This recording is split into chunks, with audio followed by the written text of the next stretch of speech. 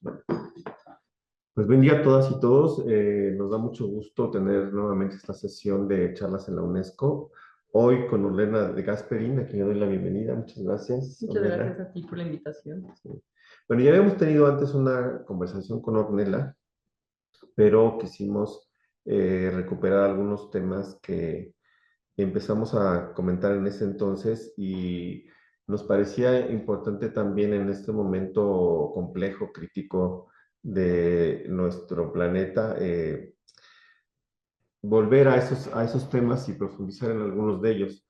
Desde luego está todo el tema que nos propusimos para esta conversación, que es el del activismo frente al cambio climático, pero también, pues en estas semanas han ocurrido situaciones que vale la pena recuperar para la charla, que tiene que ver con el asunto de la guerra en el mundo y también eventos que se nos han presentado, especialmente para México, por ejemplo, el tema de la temporada de huracanes, las lluvias torrenciales que hoy mismo estamos viviendo y una serie de problemáticas ambientales que, bueno, hay que nuevamente regresar sobre ellas para no dejar sobre la mesa situaciones que pueden interesar tanto a las escuelas eh,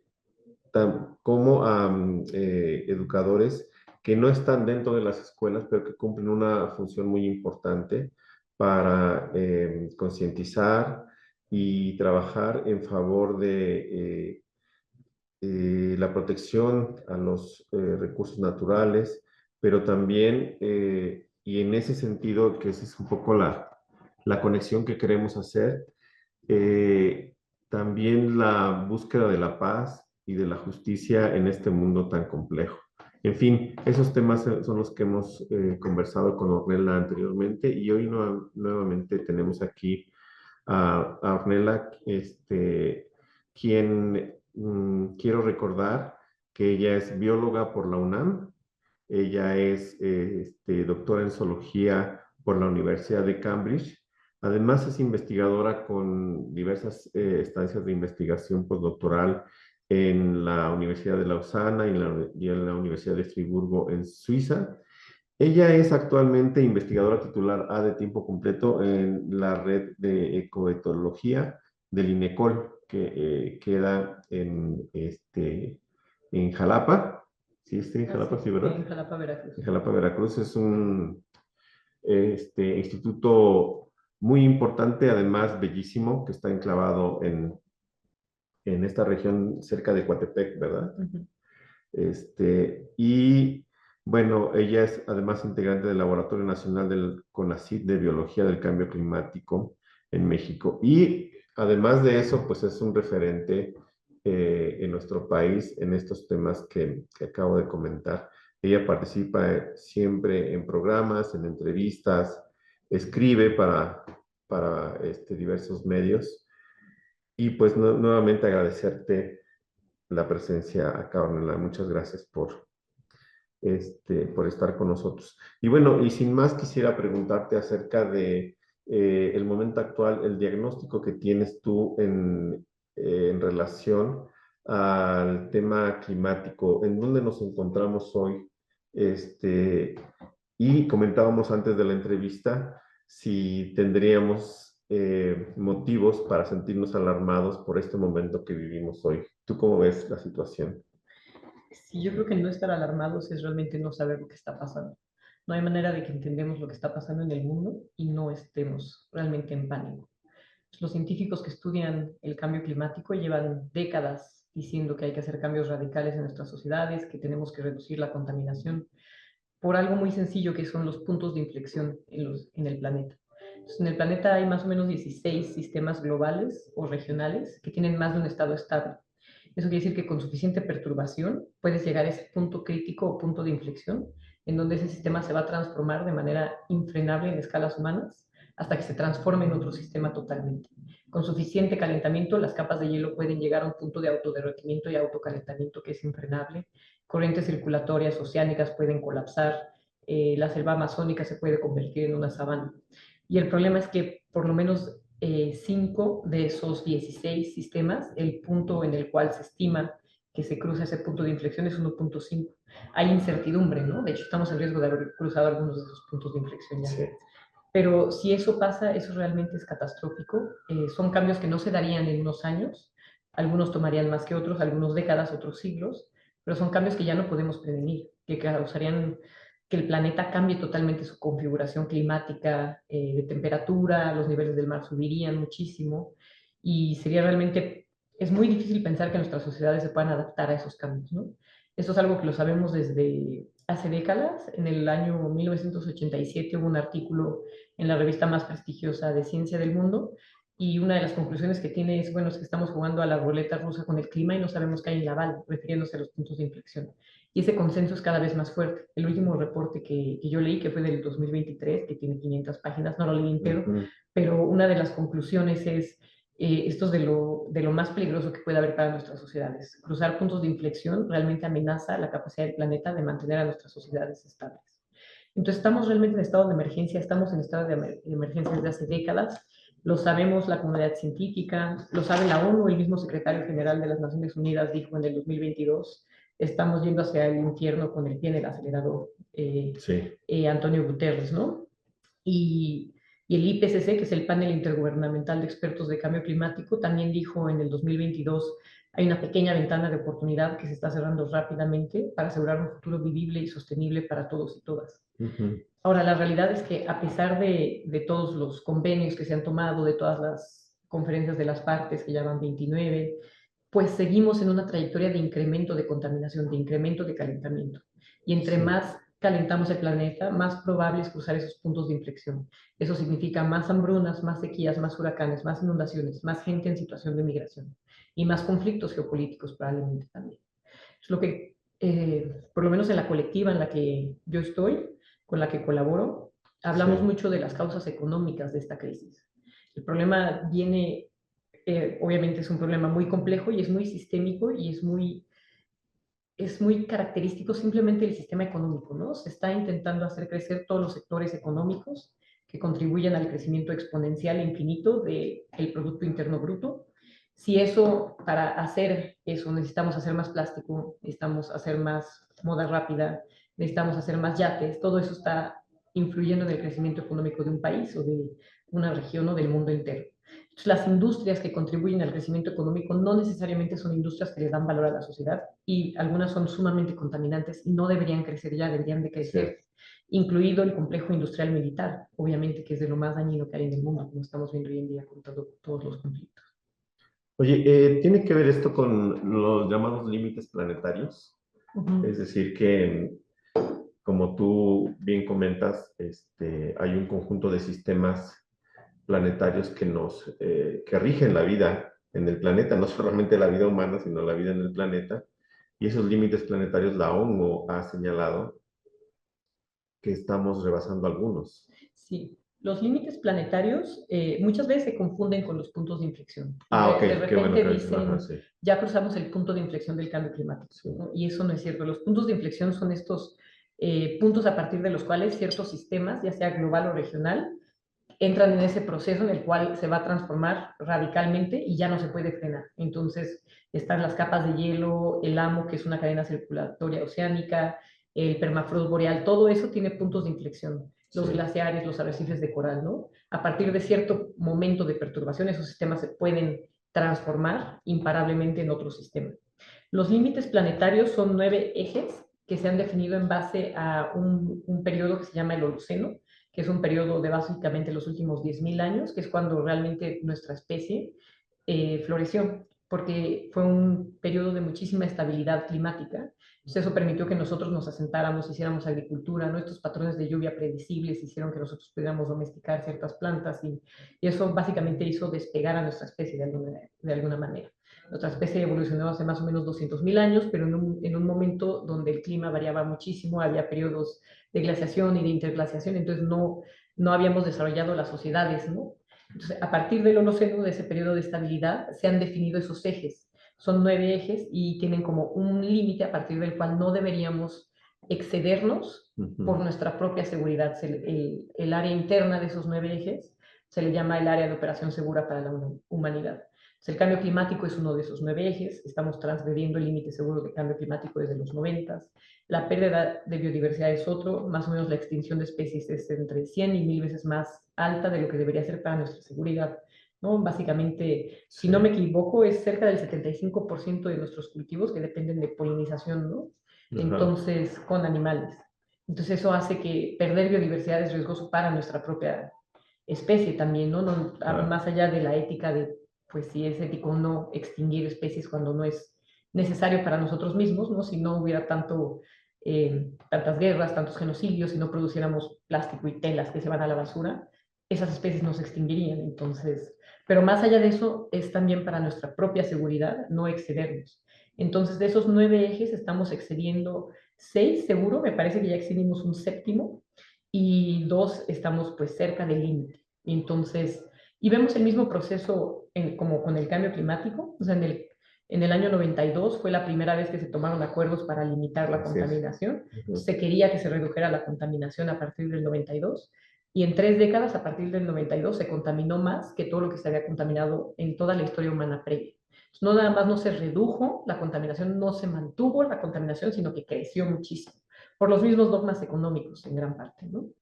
Pero ese mismo proceso lo estamos viendo para muchos de esos ejes. Entonces, pérdida de biodiversidad, cambio de uso de suelo, extracción de agua dulce, contaminación química, todos esos los estamos excediendo cada vez más, a pesar de que tenemos un consenso científico más robusto y a pesar de que los científicos y las científicas están sonando la alarma cada vez con más fuerza. Entonces, vemos ese mismo proceso de, bueno, acumulamos evidencia, acumulamos conocimiento, hacemos llamados a cambios, se toman acuerdos y no se dan pasos en la dirección correcta. Y seguimos yendo en la trayectoria, como dice Antonio Guterres, hacia el infierno con el pie en el acelerador, con todos, con la contaminación química, con la extracción de agua dulce, con los ciclos biogeoquímicos del fósforo, del nitrógeno, todos siguen yendo en esa dirección. Ok, ahora, leí hace poco en el tema de educación en emergencias, que trabajamos nosotros aquí en la UNESCO, una diferenciación que hacían los colegas entre el impacto de todos estos temas que acabas de mencionar y los efectos. Es decir, señalaban que hay impactos que tenemos todo el tiempo, por ejemplo, las inundaciones que ahorita estamos sufriendo, pero eso es diferente a los efectos a largo plazo. Entonces, la educación en emergencias dice que de lo que somos conscientes es del impacto inmediato, ¿no? Pero no de los efectos a largo plazo. Y eso, para este tema de la emergencia por cambio climático, es muy importante porque un poco yo lo que hago cuando comento con profesores, con estudiantes, acerca de qué es lo que están viendo ellos, generalmente hablan de impacto. Y es que aquí ocurrió que teníamos la playa y se nos está acabando, ¿no? Se cayeron unos edificios, etcétera.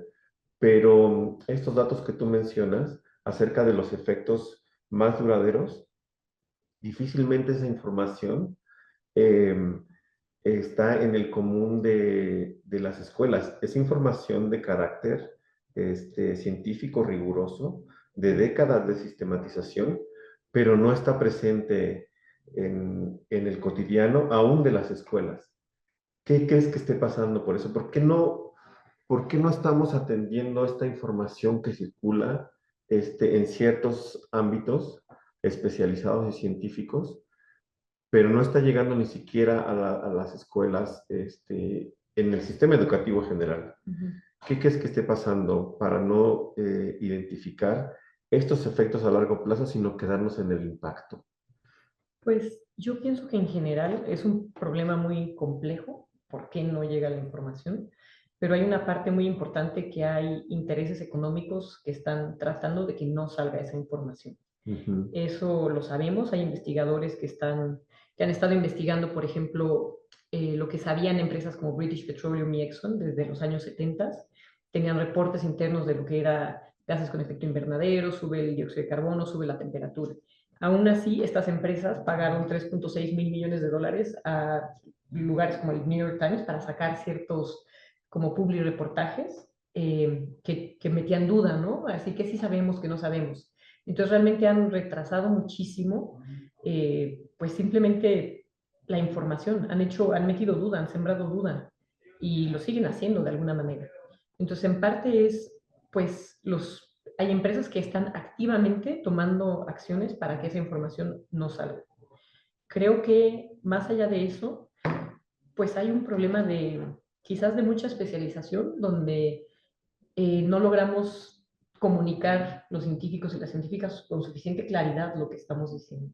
Yo me acuerdo haber escuchado 1.5 grados Celsius cuando hace 10 años, que fue el Acuerdo de París, ¿no? Que era parte de lo que se intentaba mantener el calentamiento idealmente a 1.5, pero muy por debajo de 2. Y para mí eso no tenía mucho, no me resonaba a gran cosa si la temperatura cambia de día a día, ¿no? Entonces entender lo que significa que a nivel global lleguemos a un cambio promedio de 1.5 grados con relación a niveles preindustriales, que eso hace muy probable que la capa de hielo de Groenlandia eventualmente se derrita enteramente y esa subiría por sí sola los niveles del mar 7 metros a 1.5 se hace muy probable que algo que se llama el WISE, que es el West Antarctic Ice Sheet, que es la parte oeste del hielo de la Antártida, también se derrita eventualmente, eso sube otros 3 metros los niveles del mar. Eso no sería en 2 años, en 5 años, pueden tardar 100 años, pero estamos hablando de probablemente una de cada, que serán 8 personas en el mundo, donde viven hoy en día ya no van a poder vivir ahí, ¿no? Gente que vive abajo de 10 metros debe ser una de cada 8 personas. Nada más abajo de 1 metro sobre el nivel del mar viven 230 millones de personas. Entonces está toda esta parte de poder comunicar esto con suficiente claridad, decir esta es una catástrofe humanitaria, es por nuestra propia seguridad, nuestros cultivos pueden colapsar. Si llega a colapsar el AMOC, que es esta cadena circulatoria oceánica, corriente circulatoria oceánica, básicamente cambia drásticamente la temperatura. Entonces habría el norte de Europa ya no sería habitable porque sería hiperfrío, porque esta corriente lleva agua fría hacia el sur geográfico y agua cálida hacia el norte geográfico. Si colapsa, dejaría de llevar como este calor hacia el norte. Perdón, pero colapsaría porque se derretirían, porque se derriten los polos, ¿o qué pasa? En gran parte sí. Entonces, conforme se va derritiendo Groenlandia, está entrando agua dulce al AMOC. Y entonces, entre más agua dulce, esto es agua que se hunde como agua fría, se va por abajo como agua fría y luego sube. Entonces, entre más agua dulce, más difícil es que se hunda, porque ya hay menos sal. Y entonces, eventualmente ahorita está en el momento más lento que ha estado en los últimos 1000 años, y eventualmente podría ser que colapsa, y el punto de inflexión es antes del colapso, ¿no? Entonces, con suficiente agua dulce, el AMOC va a colapsar. Y eso es lo que es muy preocupante y lo que es también una situación muy extraña para los científicos y las científicas, que vemos cosas que pueden ser catastróficas en 15 años, en 20, y obviamente es muy difícil comunicar eso para que se tomen medidas porque hay problemas inmediatos que necesitan solucionarse. Eso es lo que decía, porque uno ve lo inmediato. Sí, pero creo que lo que tal vez no hemos logrado hacer es transmitir cómo lo inmediato también nos da esa seguridad climática. Entonces, de manera inmediata necesitamos, por ejemplo, terminar con el hambre, ¿no? Bueno, la mitad de la comida se está yendo a la basura.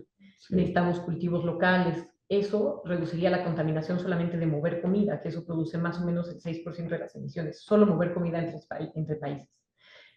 Por ejemplo, la gente está siempre preocupada por dónde va a vivir, las rentas muy caras.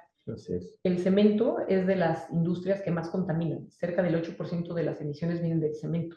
Entonces, si lográramos tener una garantía de vivienda donde solucionamos algo que es inmediato, que es la vivienda de la gente, que debería ser una garantía, podemos reducir construcción de nueva vivienda y reducir la contaminación. Entonces, parte de lo que tenemos que ver es que mucho de los impactos inmediatos, de los problemas inmediatos, se solucionan y a la vez nos dan esa seguridad climática y ecológica que necesitamos. La gente rica contamina en hora y media lo que una persona promedio en toda su vida, ¿no? Entonces, realmente lo que necesitamos hacer es como hacer cambios económicos, ¿no? Hacer mega impuestos y con eso hacer la infraestructura pública que sí necesitamos, de hospitales, de paneles solares sobre hospitales, de transporte público. Entonces, solucionamos, digamos, también problemas de manera inmediata para la sociedad que se tienen que solucionar. Pero el punto no es una o la otra, es o las dos en conjunto o ninguna. Claro.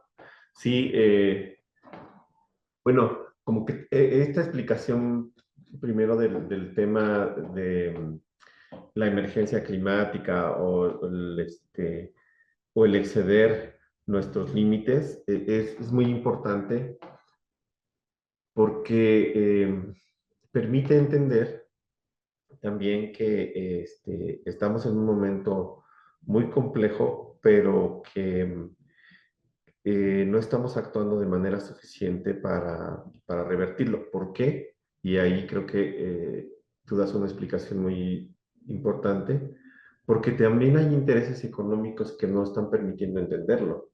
O sea, no es solamente un tema de ciudadanización de la ciencia, ¿no? De decir, bueno, pues esto que se explica científicamente, tenemos que, digamos, ponerlo al público, ciudadanizarlo, difundirlo.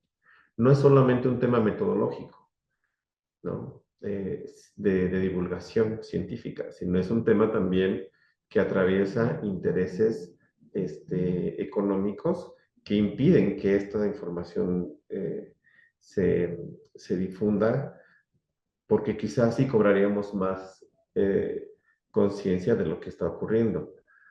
Pero, y ahí viene la pregunta que quiero hacerte. Esto significa también que mientras mantengamos este sistema o estos sistemas económicos de producción, de distribución, de consumo, etcétera, no solamente va a ser difícil de entenderlo, sino que vamos a acelerar, como tú dices, los procesos de degradación y de riesgo finalmente, como señalas, ¿no? Y escuché en una conferencia que diste que hablabas de, es que entonces se trata de un tema de desigualdad social, Sí. porque el tema ecológico y planetario es un tema de desigualdad social, de injusticia social Y económica. y económica. Entonces quisiera un poco preguntarte hacia allá, que nos explicaras un poquito más de cómo estos problemas planetarios que realmente están poniendo en riesgo la supervivencia de grandes capas de la humanidad, se vuelve un problema de injusticia social. ¿Qué significa eso? Pues mira, nada más, hay muchas maneras de medir, ¿no? ¿Quién está contaminando más? Y casi siempre dicen China contamina. Pero bueno, si tú controlas por el número de habitantes que tiene un país, eso es decir, no porque yo viva en un país con pocas personas tengo derecho a contaminar más que si vives en un país con muchas personas. Si controlas por el número de habitantes, por la contaminación histórica de un país, porque los países no empezaron a contaminar ayer, y si controlas por si la contaminación es por consumo o por producción, es decir, no le vamos a echar la culpa de la contaminación de una minera a los empleados de la minera, que no tienen muchas alternativas y son trabajos sumamente peligrosos. Sí. Si controlamos por todo eso, lo que se llama el norte global ha generado el 92% de las emisiones. Esto fue un artículo publicado por Jason Hickel hace un par de años, ¿no? Y solo Estados Unidos el 40% de la contaminación.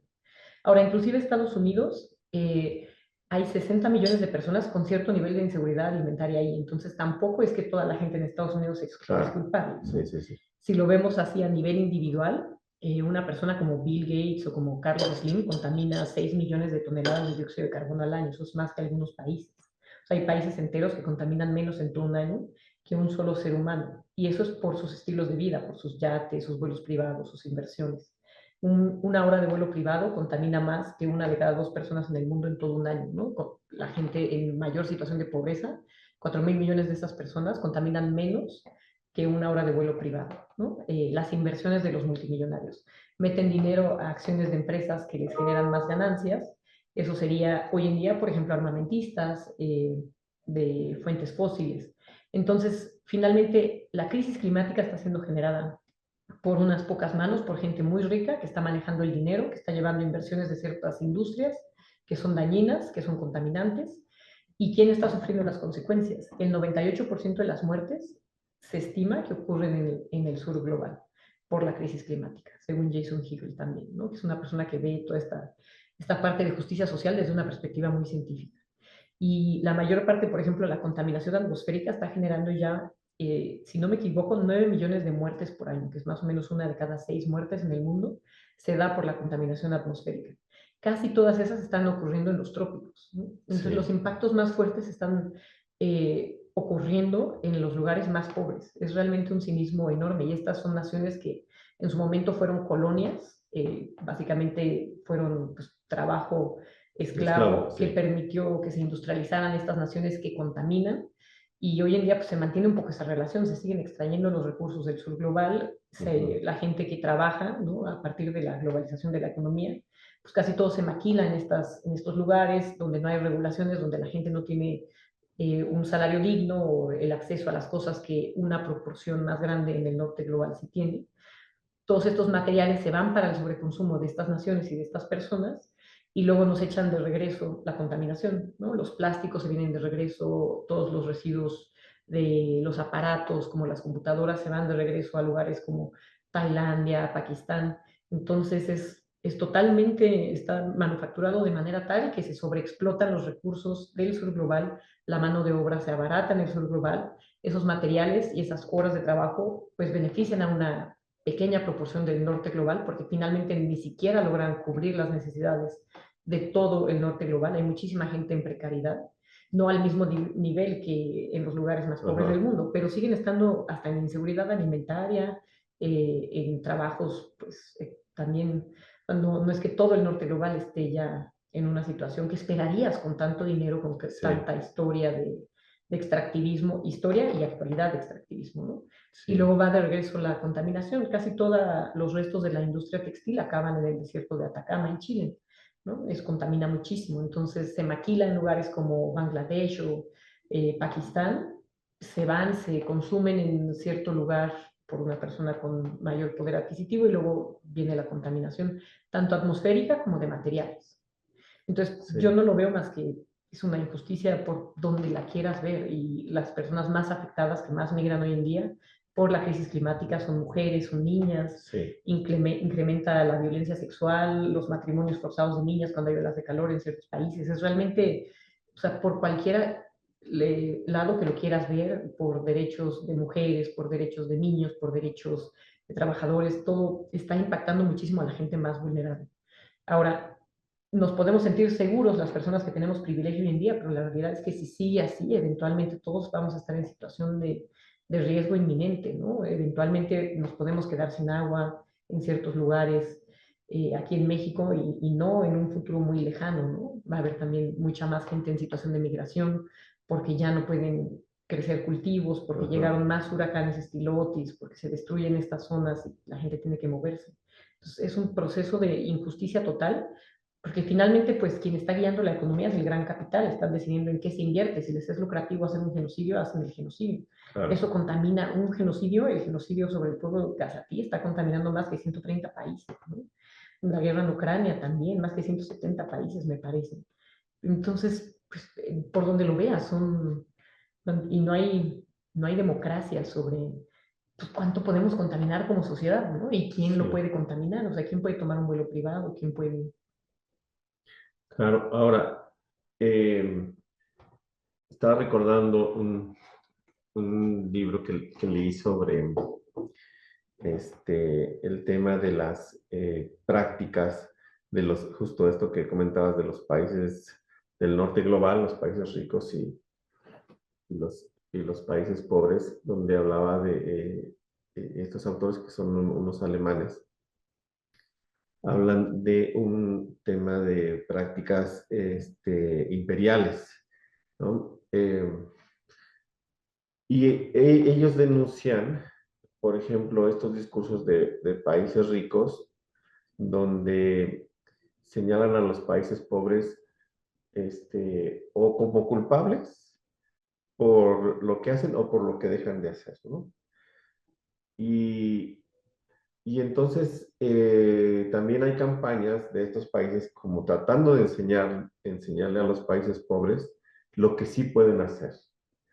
¿No crees que allí hay una especie como este, de trampa ideológica de decir, es que países como el norte de Europa, Finlandia, Holanda, que son ejemplos de eh, prácticas este, de protección al medio ambiente, etcétera. Siempre nos los ponen como ejemplo, ¿no? Pero no lo son.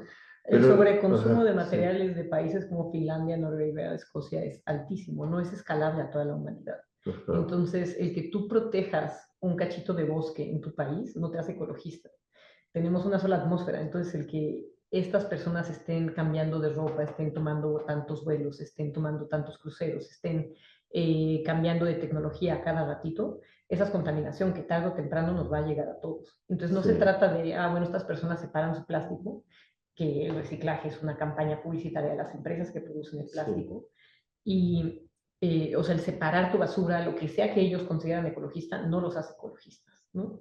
sí, Ahora, no quiero achacarle esto a la sociedad sí, de estos sí, lugares, porque de nuevo todo esto es un proceso muy fuerte pues, de indoctrinación de qué es ser ecologista, de qué es lo que tenemos que hacer para ser sustentables. Entonces, pues si te han estado metiendo publicidad una y otra vez que lo que tienes que hacer es reciclar tu plástico, pues te quedas con la idea de eso es lo que hice, ¿no? Y luego no sabes a dónde se va. ujú, Y ese es otro problema. Desde los 70 las empresas que hacen plástico han impulsado los plásticos de un solo uso. Cuando se quería regular, metieron la idea del reciclaje, a pesar de que sus reportes internos les decían que el reciclaje no era una solución viable, porque se puede reciclar muy pocas veces, requieres mucha energía y al final acaba como basura tarde o temprano, ¿no? Y de hecho se estima que solo el 9% del plástico en el mundo sea reciclado.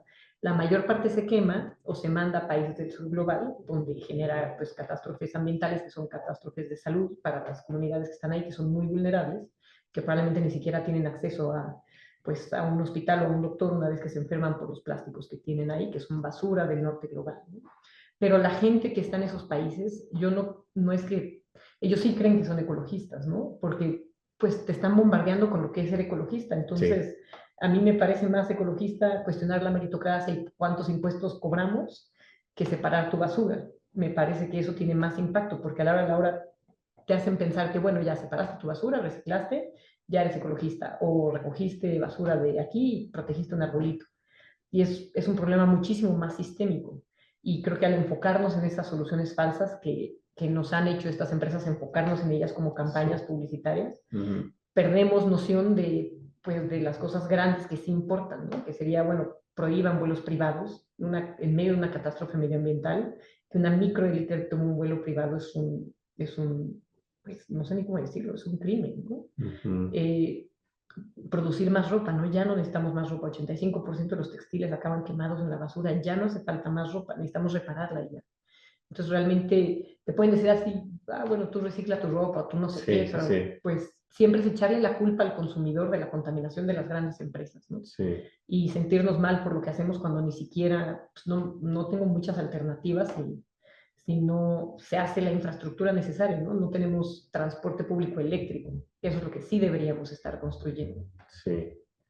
Sí, porque fíjate que esto que comentas, creo que tiene que ver con muchos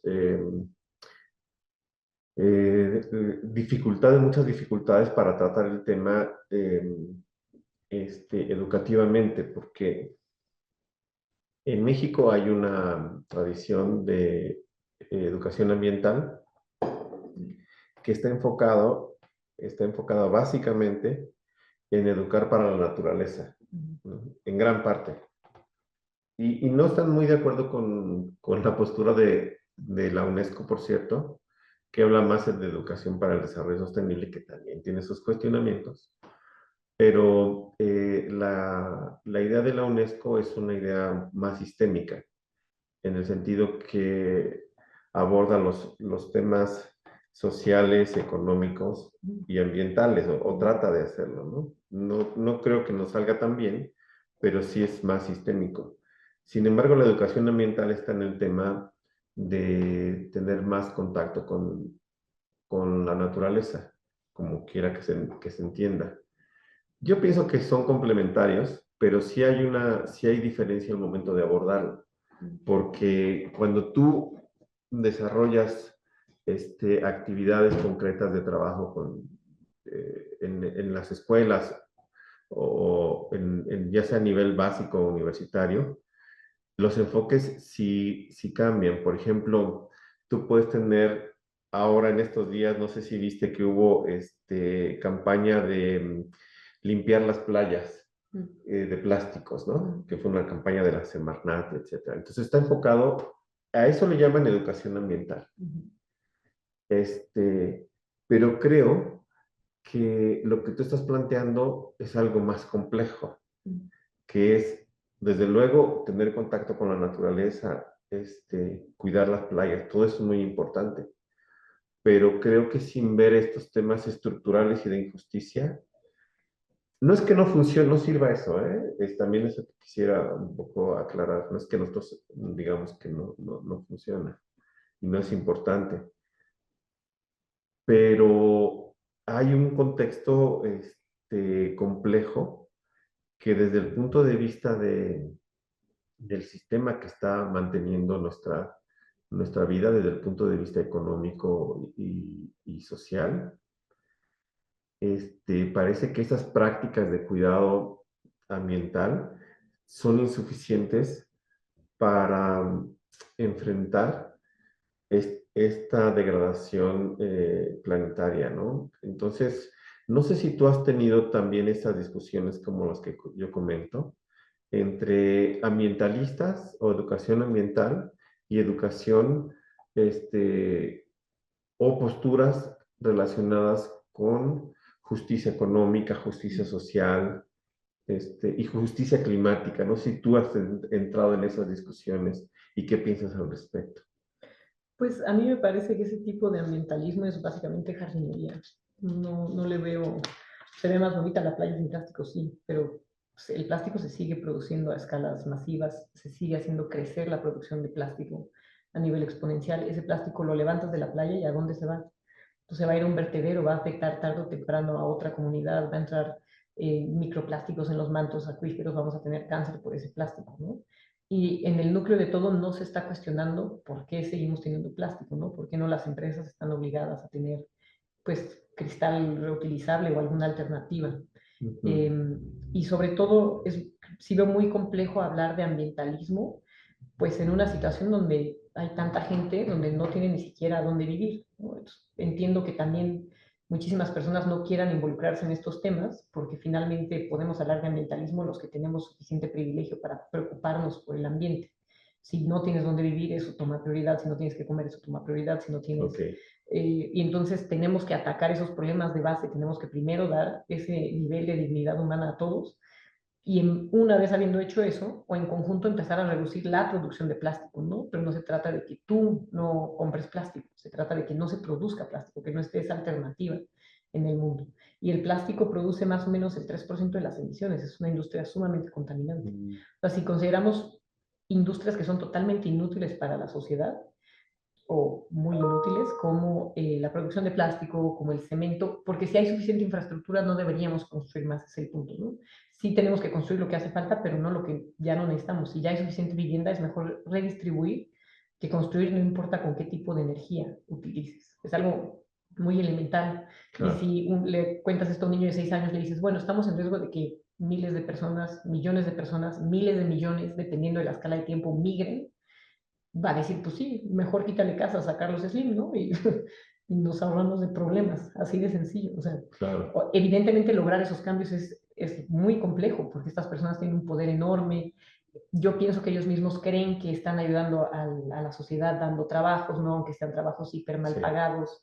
Ujú. Pero el problema de base sí es, bueno, es que si hoy en día nos deshacemos de estas industrias contaminantes, que queremos deshacernos de ellas, pues tenemos todo este grupo de personas que caen en desempleo y que se quedan sin casa. Entonces, ¿cómo solucionas esos problemas, no? ¿Cómo le das dignidad a la gente para poder deshacerte de estas industrias? Entonces, muchos economistas ecológicos empiezan a Sí, pensar en, bueno, es que si no tienes como una garantía de vivienda y una garantía laboral, una reducción de la jornada laboral en trabajos realmente útiles como agrocultivos, como expansión de energía renovable, como arte, deporte, teatro, pues realmente todo lo demás, pues no, es jardinería. Porque ¿qué vas a hacer, no? Inclusive si dices, bueno, voy a prohibir la moda rápida, ¿no? Toda la gente empleada ahí, ¿qué va a hacer? Se queda sin casa, la sí. sacan. Entonces necesitas realmente algo muy sistémico, muy pensándolo en todas las aristas, y eso obviamente es muy complejo, ¿no? Entonces es fácil decir, bueno, no pidas popote, Y pues a mí me gustaría decir que eso es lo que necesitamos, ¿no? Que cada quien deje de consumir popote, pero yo lo veo realmente muchísimo más sistémico, muy, pues básicamente un síntoma de los dogmas económicos actuales, que son muy difíciles de cambiar, porque Sí, ni siquiera puede llegar un político a decir, no me interesa que haya crecimiento económico, o sea, están obligados a decir nuestra economía creció. así es, Y luego no nos cuestionamos, bueno, ¿y creció gracias a qué industrias, ¿no? claro. Porque inclusive en medicina, ¿no? Sí, Si tú estás en situación de enfermedad y consumes fármacos, ayudas más al crecimiento económico de un país que si no estás enfermo en situación de enfermedad y estás saludable, porque no estás gastando dinero en fármacos, ¿no? Entonces, el crecimiento económico no está midiendo realmente bienestar humano. Y ese es parte de los problemas, que esos dogmas económicos es como, bueno, creció mi economía porque produjimos más plástico, más vehículos privados, más sí, moda rápida. Es como, bueno, pues, ¿por qué queremos que crezca la economía si no nos cuestionamos para qué está creciendo y quién lo decide? Yo veo muy problemático que pues han colonizado nuestras mentes, entonces es muy sí, difícil romper con esa ideología. sí, Inclusive una ideología que yo creo que se debería romper es como si no tienes un trabajo, no te mereces, así como pues, son unos flojos. Yo digo, bueno, es que mejor que sean flojos a que trabajen para Exxon y estén generando una crisis climática. O sea, preferiría claro. pagarles para que no trabajen a estos empresarios a que sigan haciendo campañas que están creando la crisis climática, que es una crisis humanitaria. Entonces, romper mucha ideología de crecimiento económico, por qué y para qué. Deberíamos enfocarnos en bienestar humano. Si ya no necesitamos que haya gente empleada por ciertas cosas, mejor tener gente jugando fútbol y que no esté trabajando con todo lo que necesitan en la sociedad, incluido vivienda, alimentos. Pero eso va en contra de mucha ideología y es muy complejo, pero yo no veo mucha alternativa. Y tenemos décadas con el conocimiento científico, con científicos diciendo que es emergencia, ya hasta los están arrestando por hacer desobediencia civil porque están tan desesperados. Así estamos en situación de emergencia planetaria, no se está solucionando esta crisis, que es una de muchas crisis porque están los otros límites planetarios. Sí, Y para romperlas yo sí creo que tenemos que cambiar dogmas económicos, lo cual es sumamente complejo. Y para eso creo que tenemos que estar pues realmente hablando con todo el mundo, cuestionando muchísima de la ideología que tenemos, ¿no? O sea, de por ujú, qué un trabajo que es hiper valioso, como son los recogedores de basura, ¿por qué ganarían menos que un banquero? Es de los trabajos más dañinos que hay, son los que meten dinero bueno, voy a meter dinero en acciones de Boeing, esa va a hacer más aviones y va a hacer las bombas que caen en gas y ujú. esa persona se lleva muchísimo dinero, ¿no? Y hoy en día muchísima de la población valoraría más al banquero, preferiría ser Sí, banquero, claro. ¿no? Y bueno, lo que sí da valor a la sociedad son los recogedores de basura. Los otros no nada más no le dan, están extrayendo valor, están dañando el mundo.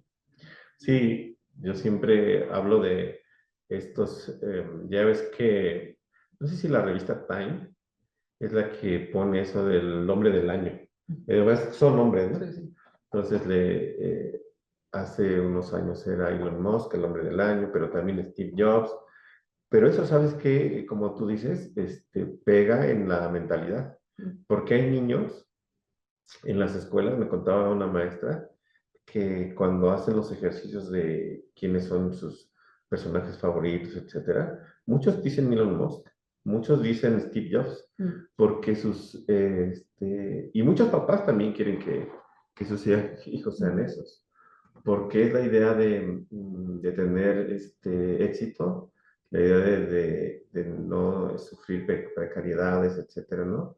Y pensar que van a poder acceder en algún momento a esa posición. Eso creo que pega muy fuerte porque tiene que ver con un modelo económico que está más allá de estas imágenes icónicas, pero que es muy complejo de revertir. Estábamos haciendo un análisis de después de la pandemia, o más bien en la pandemia y después de ella, cuáles son las economías más fuertes que alrededor del mundo se hicieron crecer. Entonces estaba la de las tecnologías relacionadas con la movilización de productos, Mm. Amazon, todo eso, ¿no? La medicina, incluida la medicina psiquiátrica, que creció muchísimo, la industria del entretenimiento, incluida la pornografía, y esas son las tres principales, y luego el armamentismo. O sea, esas industrias más la criminalidad, todo lo que le llaman las industrias negras, todo el tráfico desde especies, de personas, etcétera. Pero esa economía, esos que te acabo de comentar, son los que están sosteniendo ahora las economías globales. Entonces, claro, tú le dices a alguien, no te metas al crimen, Pero ¿no? ¿qué alternativa ¿Qué tienes? alternativa tienes? No te metas al tema del transporte de mercancías, no te metas, bueno, sí, ¿y qué alternativas tenemos? ¿Qué hacer ante eso de decir, tú me estás ofreciendo una visión crítica, una visión que me olvide de estas formas de vivir, de producir? ¿Y qué hago?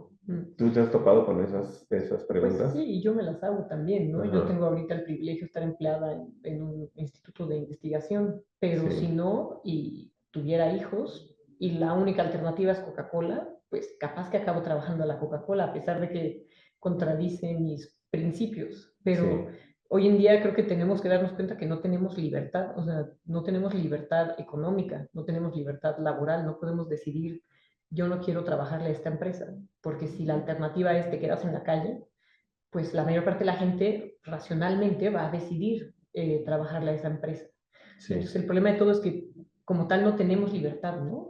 Tenemos de acuerdo. libertad a lo mucho de escoger entre una empresa terrible y una quizás menos terrible, ¿no? Pero no tenemos esa libertad. Entonces, Sí, pues darnos cuenta que, pues, no sé cómo se logra. Me encantaría saber cómo podemos llegar a esas sí, transformaciones realmente profundas que necesitamos, pero necesitaríamos una garantía, ya sea laboral o un salario básico universal, con una sí, garantía de vivienda, donde puedas tú decir, a ver, yo quiero tener donde vivir y quiero tener un trabajo que sea, que le dé valor a la sociedad, que puede ser hacer cultivos, que puede ser recoger basura, que puede ser estar en transporte público, o que puede ser arte, educación, o que puede ser, pues quiero un salario porque quiero no trabajar, y que eso es mejor que tener la obligación de trabajarle a Amazon.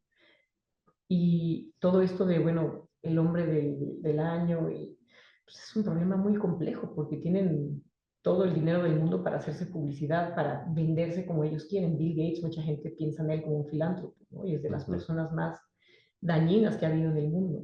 Si no me equivoco, él impulsó mucho esta regulación de patentes, ujú, TRIPS, que subió cuánto vive, cuánto tiempo pasa para que expire una patente, lo cual limitó la producción de genéricos, lo cual hace que muchísima gente muera de enfermedades que ya tenemos medicina hace décadas, ¿no? Pero que no tienen acceso porque hay empresas farmacéuticas que están lucrando con que no se puedan hacer genéricos, ¿no? Fármacos genéricos. O, por ejemplo, mencionaste que creció muchísimo la parte de psiquiatría. sí, Eh, Obviamente necesitamos todo el apoyo psiquiátrico y psicológico y debería ser una garantía, y yo pienso que si tuviéramos más tiempo libre, más deporte y menos estrés porque no voy a pagar mi renta, tendríamos también menos de los problemas que estamos viendo en nuestras sociedades de ansiedad, de depresión, pues estamos todo el tiempo con estrés de si voy a llegar al fin del mes. Inclusive la gente con privilegio nos sí, han metido esa idea de una manera o de otra. sí, Estoy estresado de si voy a tener la libertad económica, y acabas teniendo poco tiempo libre porque tienes que ser hiper productivo, hiper eficiente, no tienes tiempo de hacer deporte, no tienes exacto. tiempo de tener una alimentación sana. De hecho, se ha visto que en lugares donde se reduce la jornada laboral, la gente empieza a consumir menos fuera, porque empieza a cocinar más, empieza a reparar Claro, cosas. Entonces, de nuevo, es un problema muy sistémico de, pues nos quitan tiempo libre, quieren que estemos trabajando todo el tiempo, lo cual limita también el tiempo de cuestionarte todas estas cosas. Mientras tanto, tú abres lo que sea y te llega publicidad de Bill Gates, de Elon Musk, o vete a un crucero, ¿no? Y esa es una imagen de éxito. sí, Es muy complejo. Y de nuevo, me gustaría decir solo separa tu basura, pero ujú, yo no lo veo, no veo que haya una solución, sino viene realmente una transformación muy profunda de los dogmas económicos, de los dogmas de trabajos que le dan valor a la sociedad, por qué tenemos que ser eficientes, por qué solo una persona en un empleo remunerado tiene derecho a vivienda o a tiempo libre, ¿no? O sea, ¿por qué no? Si no quiero trabajar a Amazon, ¿por qué no puedo tener, pues, aún así un lugar para vivir, comida y dónde hacer deporte? Claro. Oye, pero eso que mencionas, a mí me resuena mucho porque creo que tiene que ver con transformaciones profundas, este, pero que las veo tremendamente difíciles. Porque ahora estaba pensando, o estaba recordando el tema de, bueno, no sé si sepas que se cayó un monte en un túnel que hicieron en Oaxaca, pero además las cosas que se están cayendo alrededor del mundo. Y entonces estoy revisando un texto que se llama Hormigón, que es concreto. Y, y entonces este texto, que en realidad es de un filósofo, ni siquiera es de un arquitecto, se dio cuenta que alrededor del mundo muchas construcciones hechas de hormigón se están cayendo. Porque él dice que hemos pensado como el tema del diseño, la arquitectura, el urbanismo, pero poco hemos pensado en el tema de los materiales. Y el hormigón, como lo conocemos, aunque pensamos que es eterno, no lo es. Eh, y yo me cuestionaba, pues si no es eterno y no dura tantos años como pensamos, dice él que, por ejemplo, una casa hecha de, de varilla y cemento tiene una vida útil de 70 80 años. ¿No? Y alrededor del mundo, él es italiano. Y entonces yo pensaba, eso quiere decir que tendríamos que modificar radicalmente nuestra forma de habitar. O Pues, sea, de construir, de habitar, de pensar que todo es eterno. Pero eso también en la construcción, pero también en los trabajos, en la forma de vestir, en la forma de alimentarnos. O sea, tendría que ser una concepción distinta a pensar en estas mega infraestructuras, a pensar en que esto tiene que durar siglos. En fin, me llevó a la conclusión de que tenemos que tener una vida más finita, más perecedera. Pero no sé si a eso, eh, en términos de las transformaciones que hoy requerimos, sea posible pensar en eso, porque eso requiere verte más limitado en tus horizontes, en tu idea de perdurabilidad, en tu idea de trascendencia, etcétera, y decir, bueno, somos más finitos de lo que creemos, y eso hay que tenerlo en cuenta, porque si no, todas estas ideas de las tecnologías y etcétera, y de la medicina y demás, lo que nos está llevando es a tener una sobrevida, ¿no? lo No que, sé qué piensas de eso. pues, lo que yo creo que tiene que durar siglos Ajá, es la capacidad de nuestro planeta de darnos vida. Porque si no hay eso, no hay nada. Todo lo demás ya no está en discusión. Si se pierde eso, se pierde todo. Entonces, lo que tenemos que partir de esa premisa. Necesitamos un planeta que pueda mantener nuestras sociedades. Eso es lo que necesitamos por siglos. Y esa tiene que ser la premisa base de todo, porque de ahí en fuera no hay nada más que dialogar, ¿no? sí, Si estamos dispuestos a sacrificar eso, no hay nada más de qué platicar. Me da igual si se cae una construcción u otra, o si, pues, porque tarde o temprano se va a caer todo. sí, Entonces, tenemos que siempre tener en la mira eso. Nuestro planeta tiene que mantener nuestras sociedades, tenemos que tener comida, tenemos que tener agua, tenemos que tener eso. Y si ponemos eso como base y que eso está en juego, pues cambia muchísimo cómo piensas en todo el resto de las cosas, ok, ¿no? Ahora, nada más en términos de construcción, pues hay muchísimos métodos en todo el mundo que sí, justamente no vienen de los países industrializados, pero hay maneras de construir que son mucho más ecológicas, que son aparte mucho más termorreguladoras, que son más resistentes, ¿no? Que el cemento, sí, o el hormigón. Y las mega infraestructuras, pues sí, en mi opinión es algo que deberíamos ya dejar de hacer inmediatamente, ¿no? Es irracional que sigamos haciendo aeropuertos, es irracional que se hagan nuevas sedes para eventos, es irracional que se lleguen en vuelos privados a esos eventos. No puedo yo conciliar eso con el conocimiento científico de que estamos en estado de emergencia, de que se está cerrando esa pequeña ventana de oportunidad sí, y que las decisiones que tomemos esta década nos van a afectar a todos ahora y por miles de años. Y esas son conclusiones de un panel de más o menos 1000 científicos de todo el mundo. Entonces es irracional hacer ese tipo de infraestructura y no enfocarnos en qué es lo que realmente necesitamos.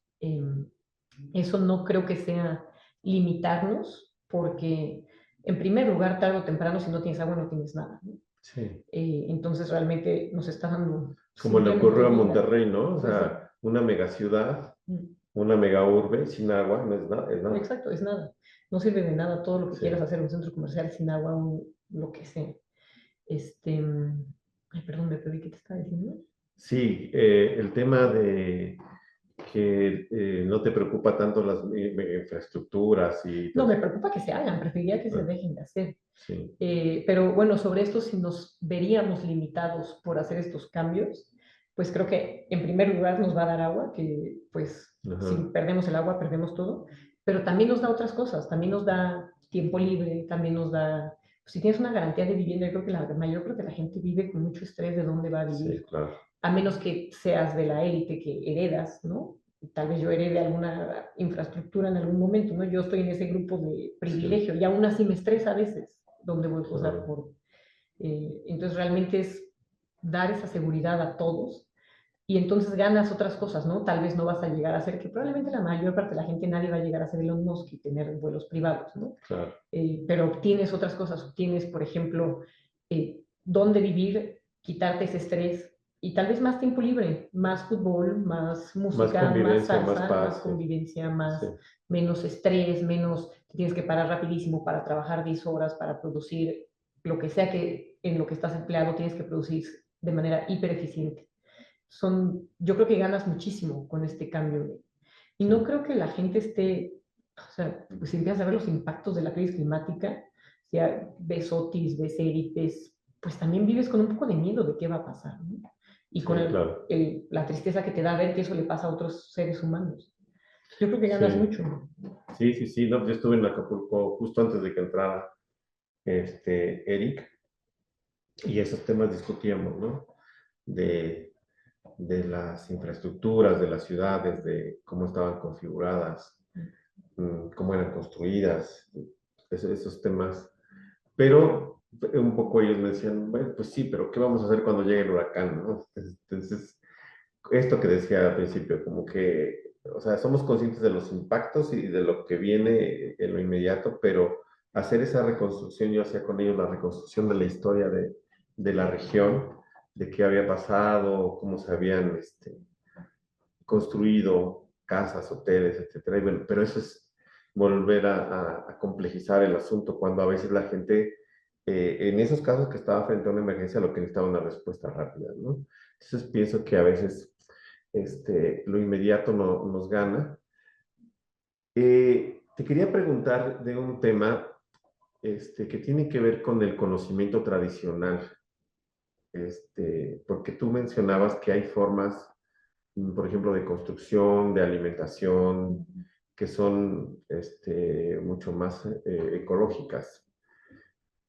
Eh, y recién leía a no sé si llamarlo filósofo, de las comunidades Krenak de la Amazonia, y donde él decía que este, para él no hay alternativa. O sea, para nosotros no hay alternativa. Lo que me están ustedes diciendo que es más sustentable, todo eso es un engaño. Para nosotros no hay. La única alternativa para nosotros es que nos dejen vivir como vivimos, porque sabemos cómo mantener los equilibrios con los ríos, etcétera, ¿no? Y dice él que ellos saben aguantar la presión de la escasez. Dice, vivimos de tal manera que sabemos aguantar esa presión. Dice, y en las ciudades no saben aguantar la presión de la escasez. No pueden, si se quedan un día sin energía se acaba todo, ¿no? Y te quería preguntar acerca de la relación entre ese conocimiento tradicional y el conocimiento científico y si el conocimiento tradicional puede ofrecer alternativas, aunque él dice que no, Mm, ¿no? Él dice, no hay posibilidad de diálogo entre ciudades y nosotros. mm. Dice, porque ustedes no, lo que ustedes ofrecen no es viable. Mm. Pero tú, ¿cómo ves ese diálogo o esa posibilidad de aprender entre comunidades tradicionales y lo que nosotros requeriríamos para tener una vida, pues así como mencionaste hace rato, ¿no? Que garantice que en los próximos siglos vamos a poder persistir como humanidad. Yo empezaría por lo más importante es que tenemos que dejar de contaminar tanto. Y para eso necesitamos cambios económicos. No podemos tener multimillonarios. Y tenemos que tener siempre eso en la mira, ¿no? Entonces hay Sí, dos aspectos importantes. Uno es, si no se frena la crisis, no va a haber agua, va a haber huracanes, va a haber sequías cada vez más. Este no es el peor año, va a escalar cada vez más. Entonces hay dos aspectos, ¿no? Uno es, esa crisis se tiene que frenar y tenemos que tener diálogos de cómo se puede frenar con la complejidad que trae, que viene con cambios de carácter económicos, políticos, inclusive de valores, según el IPCC. Todo esto que decías, ¿no? De, bueno, estamos indoctrinados a querer casas grandes, coches grandes, viajes. Entonces hay también un carácter de valor, de decir, bueno, tal vez lo que necesitamos es más tiempo aquí, cerca, relajados, con amigos, con música. Entonces tenemos que tener en la mira que hay que frenar la crisis, que no se está frenando, que se está escalando o se está haciendo escalar por una microélite. Y luego está la parte de cómo nos adaptamos a los impactos que ya están, porque ya se ha contaminado muchísimo, ya estamos cada vez con más sequías, cada vez con más huracanes. Y dentro de eso es un tema muy complejo. Yo no querría decir que tengo la solución a qué tanto se utilizan técnicas de qué tipo. Me parece que hay espacio y es urgente escalar energía renovable a manos de colectivas, no de transnacionales, y sobre todo energía, que esa energía sea para mucha gente, que sea para hospitales, que sea para escuelas, que sea para transporte público, no para que se haga un avión eléctrico o para que se hagan coches eléctricos enormes, ¿no? Homers eléctricas o ese tipo de cosas. Esa es una parte y luego creo que hay soluciones que son bastante más sencillas, como los baños secos. El baño seco, no sé si lo considerarías un conocimiento más tradicional, no sé cómo se clasifica exactamente qué es un conocimiento más tradicional. mm, Por ejemplo, las chinampas me parece que es algo claro. que sería muy bueno, que se podría hacer de maneras más locales, porque una de las cosas que va a pasar es mayor variabilidad, ¿no? Entonces necesitamos pues, cultivos más variables que puedan, si tenemos más variación y llega un impacto de X tipo, como una ola de calor, pues algunos cultivos podrán sobrevivir y otros no. Ok, Entonces me parece que hay mucho espacio para ese tipo de conocimiento. Y hay otros que, bueno, un baño seco en una ciudad como la Ciudad de México, que sin energía no tiene agua, un baño seco, o sea, tienes 28 millones de personas que se quedan sin agua, pues va a ser un caos, ¿no? Es una de las cosas que se deberían implementar así a nivel muy de adaptación rápidas, pues, baños secos, compostas municipales de las heces, que al final es la mejor composta para los suelos sobreexplotados, ¿no? Ese tipo de cambios me parece que son rápidos. La mitad del agua en una casa se va en el WC. mm, Entonces ahorras la mitad del agua, generas una composta y en caso de escasez hídrico, pues es mucho más salubre tener un baño seco que no tener un baño seco. claro, Esos son cambios que son, porque muchas veces pensamos que necesitamos pues tecnología maravillosa, cosas que no existen, ¿no? Y en realidad hay muchas soluciones sí, bastante más sencillas que no son costosas, que se pueden implementar, que se podrían hacer a nivel federal inclusive, ¿no? Y eso algunos economistas que involucran realmente la parte ecológica y social en sus modelos, pues ven que podríamos contaminar, usar 60% menos de energía, dando excelentes niveles de vida a 10 mil millones de personas. Si enfocamos los recursos en lo que realmente necesitamos, ¿no? Si decimos, bueno, hay suficiente infraestructura, la redistribuimos, donde falta infraestructura, construimos, puede ser con métodos más ecológicos de construir, que aparte son más térmicos, más resistentes, ¿no? El adobe es mucho más térmico, mucho más resistente que el cemento que se sí, rompe. Eh, Contamina mucho menos construir con adobe, es mucho más bonito en mi opinión. Las casas se mantienen calentitas cuando hace frío, frescas cuando hace calor. O sea, sí, hay maneras de hacer las cosas que no tiene que ser cemento, ¿no? Y luego el cemento en México, Cemex, ese cemento también se está usando para hacer el muro en Israel que separa, me parece que así es Jordania.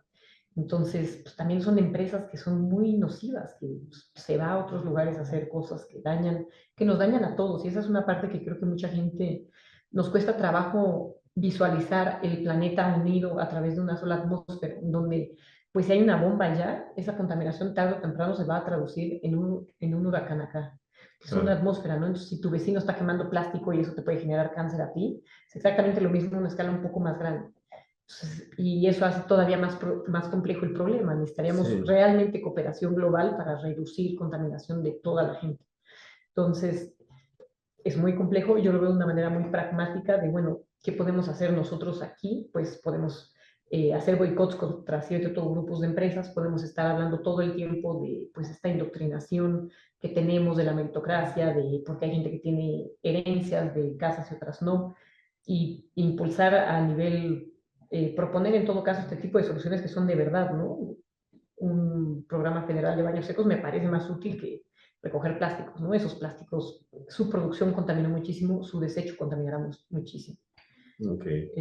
Reformas sobre, por ejemplo, el uso de agua en México. La mayor parte del agua se va a A las agroindustria, refresqueras. minería, claro, es 76%, me parece que es agroindustria, y solo el 14% se va a uso doméstico. Entonces, hoy en día la sociedad no tiene prioridad sobre el agua, Coca-Cola sí, y nos está generando diabetes, está generando el plástico, ¿no? Al final siempre son estas empresas y quienes ganan dinero con esas empresas. Sí.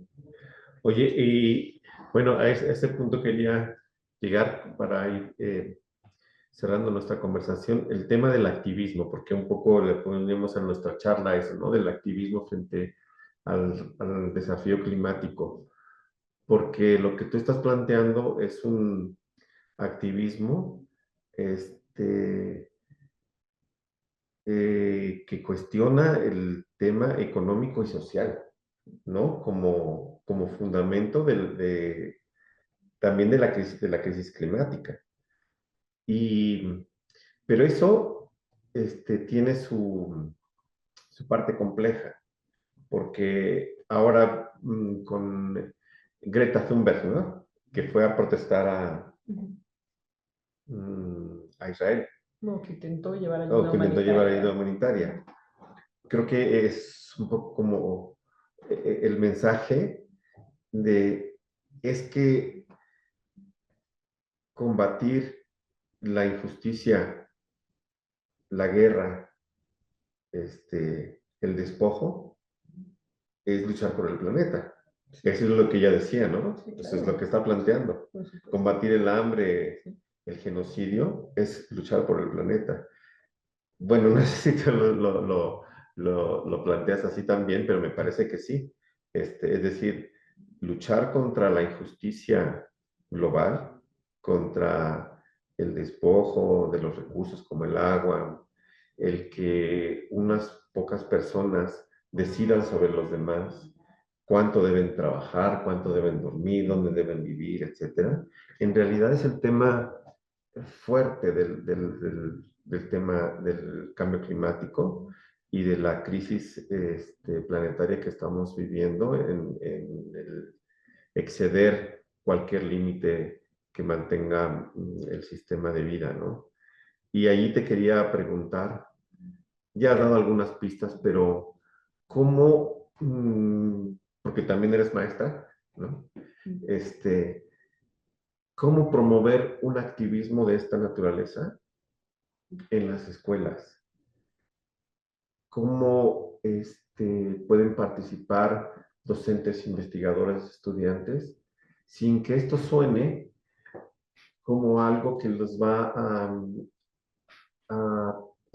llevar a ser cuestionados porque se salieron del tema ambiental? Ujú, Sí, que es un poco lo que le cuestionan a Greta. ujú, Oye, pues tú estabas muy bien mientras le decías a los señores de salvemos el planeta, pero ya no les gustó, ujú, incluso a quienes en algún momento la ponían como ejemplo cuando protestó contra la guerra, ujú.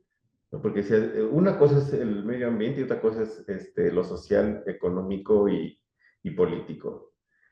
Creo que ahí hay un punto crítico, de que pareciera que uno no puede decir cosas en favor del planeta si te sales del discurso de la naturaleza. Ujú. Y si protestas contra o haces activismo denunciando estos temas de despojo, de guerra, de violencia, parece que te sales del tema ambiental, climático. Entonces, la pregunta que quiero hacerte es, ¿cómo podría ser desde el plano educativo, bueno, porque acá estamos en el plano educativo, este, para ser activistas en este sentido? ¿Qué has hecho tú? ¿Qué propones? ¿Qué le dices a tus estudiantes? Bueno, primero, lo que me gustaría decir es que todo es político, nada Claro, es apolítico, ¿no? Y no denunciar las cosas que pasan es político y es apoyar a través de silencio el status quo, ¿no? Entonces, no pronunciarse en contra del genocidio que está ocurriendo sobre el pueblo gazatí es básicamente facilitarle al Estado genocida de Israel que mantenga lo que está haciendo, ¿no? La atrocidad más grande que podemos imaginar. Todo es político, en mi opinión. No puedo imaginarme algo que no sea político. Entonces, tenemos que darnos cuenta que la ciencia, pues, finalmente es política. Hay intereses económicos que dan dinero a universidades, todo es político. Sobre cómo involucrarse, yo creo que, por ejemplo, esto que me decías, están criticando a Greta porque era ambientalista, ¿no? Pues eso se combate con datos. Tenemos datos de cuánto contamina un genocidio, de cuánto contamina una guerra, de cuánto contamina el complejo industrial militar de Estados Unidos. Es el mayor consumidor de hidrocarburos del mundo y contamina más que Portugal y Dinamarca. Con datos, simplemente, ¿no? ujú, ¿Cómo me vas a decir que eso no es ambientalismo si no cuestionas estas cosas? Tenemos datos de cuánto contamina un vuelo privado, tenemos datos de cuánto contamina un multimillonario. porque además han vuelto invivibles esos lugares. O sea, no solamente es la contaminación por lo que se produce de armamento y de lo que arrojan, sino que Sí, ya esos lugares son invivibles. O sea, se va a tardar décadas para que puedas volver a vivir en esos lugares. sí, y por ejemplo, Gaza tenía una de las densidades más altas de paneles solares en el mundo, ¿no? Los ambientalistas, pues, si queremos aumentar la energía renovable, pues, es mucho peor que se destruya la que ya hay, ¿no? Y que eso libere metales pesados que entran al cuerpo de los gazatíes, que les genere cáncer a los pocos sobrevivientes. Eh, bueno, a los sobrevivientes no sabemos cuántos van a ser porque el genocidio sigue en curso, conforme estamos hablando, ¿no? Sí, Entonces, cualquier persona que quiera separar, cuidar el planeta de aspectos sociales, yo nada más no lo puedo entender. O sea, no puedo entender cómo un multimillonario puede contaminar tanto como lo sabemos y el que cuestionemos que exista gente con tanto dinero no sea ambientalista en sí mismo. claro. Yo pienso que pues esa crítica viene con datos. Pues mira, aquí está el dato de cuánto contamina esta persona, ¿por qué? ¿Quién lo decidió? ¿Por qué tiene tanto dinero? ¿Por qué tiene tantos aviones? Entonces es lo que y yo le agradezco muchísimo a Greta, porque al ser una figura pública, ella está poniendo en la mira, ¿no? Porque pues, es bonita la idea de ser ambientalista porque proteges un árbol, ¿no? Y está bien Sí, proteger un árbol, ¿no? No estoy diciendo que esté mal, pero este genocidio, si de por sí es tan atroz, la contaminación que nos está generando y que nos va a afectar a todos también es atroz. Entonces, pues con datos puedes, en mi opinión, pues calmar esas críticas, que no las vas a calmar, ¿no? Porque también hay intereses ahí para sí. hacerlas. Pero bueno, por lo menos rebatir. Y lo que podemos hacer, pues lo que yo hago, por ejemplo, en mis cursos es prohibirle a los estudiantes que no hagan cosas de manera interna para la academia, que no me den ensayos a mí. Yo ya no quiero leer sobre eso, quiero que ellos busquen maneras creativas de informar, vincularnos con otro tipo de personas. Entonces, por ejemplo, en las colectivas en las que yo colaboro estamos en contacto con muchos medios. Entonces hemos ido a hablar con algunos de estos sobre la crisis ambiental, sobre Palestina, y luego estos periodistas pues han estado en la mañanera con estos temas, por ejemplo, ¿no? Entonces son maneras de empujar más ciertas narrativas, ciertas preguntas, que no nada más es en academia, donde finalmente pues nos hablamos a nosotros mismos. Sí. Nos estamos vinculando con artistas, con personas que hacen carteles políticos para hacer de una manera más visceral estas ideas, estas problemáticas, estos impactos como Ujú, métodos de comunicación, ¿no? O con sí. influencers en TikTok que ya tienen, como democráticamente han sido elegidos para ser comunicadores, intentamos vincularnos con ellos para que ellos comuniquen a mucha más gente, con la esperanza de que con alguien eventualmente salgan más Gretas, básicamente. O Sí. sea, Greta alguien la tuvo que informar, era una niña y ella racionalmente dijo, bueno, si me estás diciendo que no voy a tener agua, ¿por qué me vas a evaluar en matemáticas? Me parece que fue una reacción muy racional de una niña que generó un movimiento de manera muy rápido de miles de personas. Mi esperanza es, si pensamos en maneras creativas de comunicar, de Sí, informar a una parte grande de la sociedad, pues posiblemente pudiera haber un proceso de protesta, de boicot que pudiera generar esos cambios. ¿Qué probabilidad hay? No lo sé, no creo que muy alta, pero me parece inaceptable hacer nada. claro. ¿Y dónde podemos encontrar esos vínculos que tú mencionas, estas colectivas donde participas? Porque estoy seguro que en quien nos ve, nos escucha, que así ocurre siempre, es ¿y qué podemos hacer? ¿Con quién nos puede este, nutrir de experiencias, ¿no? Como que eso ocurre mucho, sobre todo en el sector educativo, que siempre la última pregunta es, ¿y qué hacemos? Ujú. ¿Sí? Nosotros siempre decimos, no basta la conciencia, necesitamos la movilización, pero ante la pregunta ¿qué hacer? Bueno, tú ya nos has dado algunas ideas, pero me gustaría que nos dijeras dónde te podemos encontrar, dónde podemos ubicar información de lo que están haciendo y cómo pudieran también colaborar quienes quieran hacerlo. Bueno, nosotros nos pueden encontrar en redes sociales, académicas, que es CX, con Palestina contra el genocidio, y la otra es Rebelión Científica México. Son dos colectivas que se unen mucho porque pues, finalmente una que está en contra de la crisis climática, pues ve las empresas que están facilitando el genocidio como el enemigo clave, ¿no? Entonces están muy vinculadas también en acciones y pues nos pueden seguir ahí, nos pueden contactar y pues mis recomendaciones son, o sea, la realidad es atroz, pero es real. No podemos pretender que no está pasando lo que está pasando. Y si enfocarnos, si urge enfocarnos en algo es en terminar el genocidio.